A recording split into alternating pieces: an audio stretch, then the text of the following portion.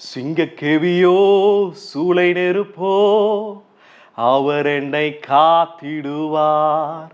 சிங்கக்கேவியில் நான் விழுந்தேன், அவர் என்னோடு அமர்ந்திருந்தார். அக்கினியிலும் நான் நடந்தேன், பனித்துளியாய் என்னை நனைத்தார். சிங்கக்கேவியோ சூளை நெருப்போ அவர் என்னை காத்திடுவார். ஹல்லேலூயா. பிரியமானவர்களே, இந்த நாளிலும் கூட உங்களை யாவரையும் சந்திக்கிறதுல நான் மிகுந்த மகிழ்ச்சி அடைகிறேன். இந்த நாளிலும் கூட தேவனுடைய வார்த்தையை நாம் தியானிக்க போகிறோம். தானியேலின் புஸ்தகம் 6வது அதிகாரம் 10வது வசனத்தை நாம் பார்க்கிற பொழுது நான் வாசிக்கிறேன். தானியேலோ என்றால் அந்த பத்திரத்திற்கு கையெழுத்து வைக்கப்பட்டது என்று அறிந்த போதிலும் தன் வீட்டுக்குள்ளே போய் தன் மேல் அறையிலே எருசலேமுக்கு நேராக பலகணிகளை திறந்திருக்க அங்கே தான் முன் செய்து வந்தபடியே தினமும் 3 வேளையும் தன் தேவனுக்கு முன்பாக முழங்கால் படியிட்டு ஜெபம் பண்ணி ஸ்தோத்திரம் செய்தான். பிரியமானவர்களே, இந்த வார்த்தையில நாம் பார்க்கிற பொழுது Daniel was very firm in his prayer. பாருங்க, தானியேல் தான் செய்து வந்த ஜெபத்தில் அவன் உறுதியா இருக்கிறதை நாம் பார்க்கிறோம். பாருங்க, இந்த இடத்துல ராஜா வந்து ஒரு ஆர்டரை கொடுக்கிறார். பாருங்க, ஒரு rule was given by the king Darius that no one else should worship any god, any human rather than the king for next 30 days. This was the rule which was clearly given to all the people of the country where King Darius was ruling. ஆனால் இந்த இடத்துல தானியேல் பாருங்க, அவன் செய்து வந்த ஜெபத்தில் அவன் உறுதியாக இருக்கிறான். என்னதான் ராஜா வந்து ஒரு சட்டத்தை கொண்டு வந்தான். There was a law given. There was a law that has been signed by every people, and even Daniel is signing the law. ஆனாலும் பாருங்க, தானியேல் அவன் உறுதியாக இருக்கிறான். எதில் உறுதியாக இருக்கிறான் பார்த்தீங்கன்னா, ஜெபத்தில் அவன் உறுதியாக இருக்கிறான். He was very firm in praying to God of Jerusalem. ஏமேன். பாருங்க, அவன் எருசலேம் ஆலயத்திற்கு நேராய், அந்த எருசலேமுக்கு நேராய் தன் பலகணிகளை திறந்து அவன் ஜெபிக்கிறதை நாம் இங்கே பார்க்க முடிகிறது. பிரியமானவர்களே, இந்த இடத்துல how consistent we are in praying to God.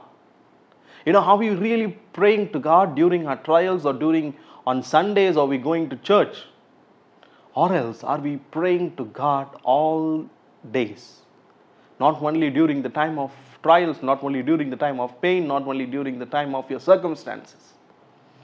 எல்லா நேரமும் நாம் என்ன பண்ணணும்?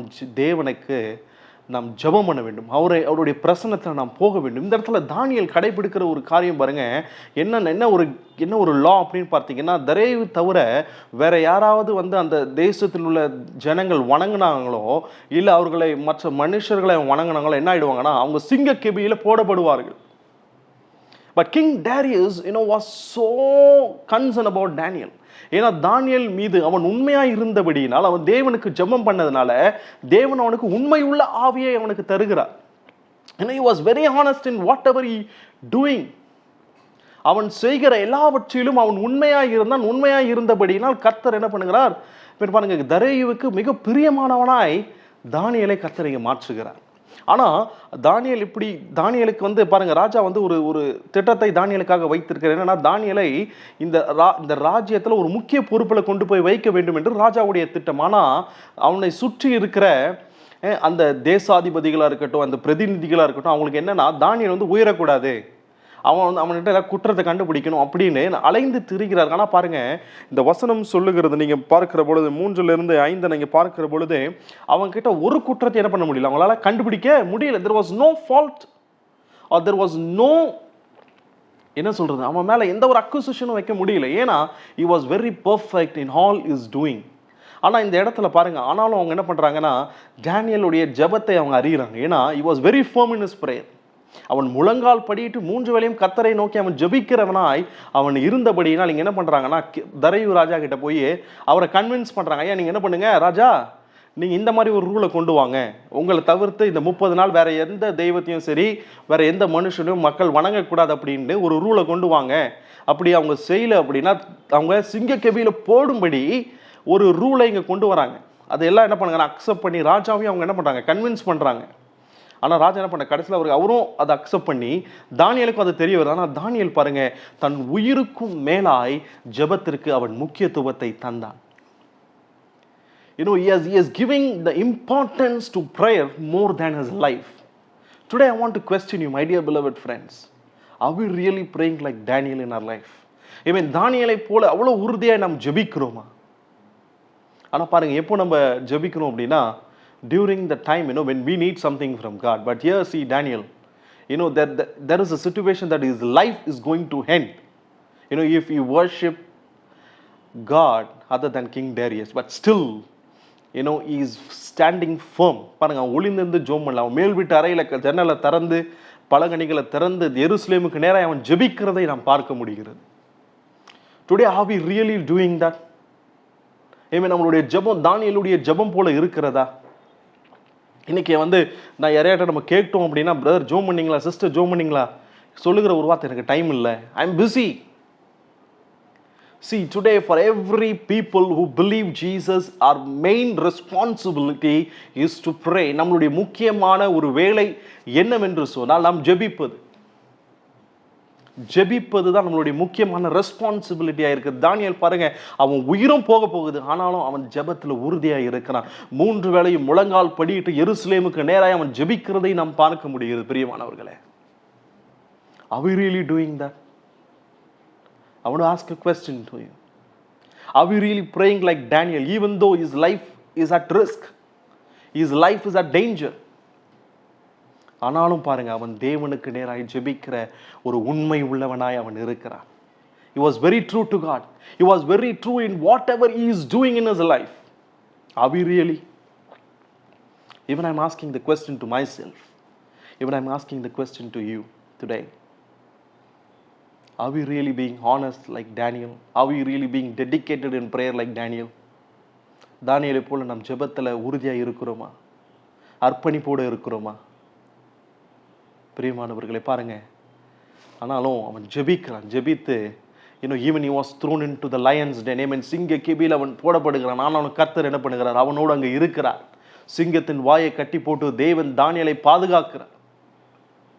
அல்லேலூயா.